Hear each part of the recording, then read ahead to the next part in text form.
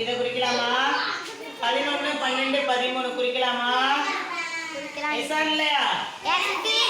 அப்புறம் அங்க வந்து இது ரெண்டே ரெண்டு. இது வந்து 15, 15, 14, 13 குறிக்கலாம். 6, 7, 8 குறிக்கலாம். அப்புறம் என்னது? 9, 8, 7 குறிக்கலாம். 1, 2, 3 குறிக்கலாம். குறிக்கலாமா? அடுத்தது வேற என்னென்ன இருக்குது பார்க்கலாம்.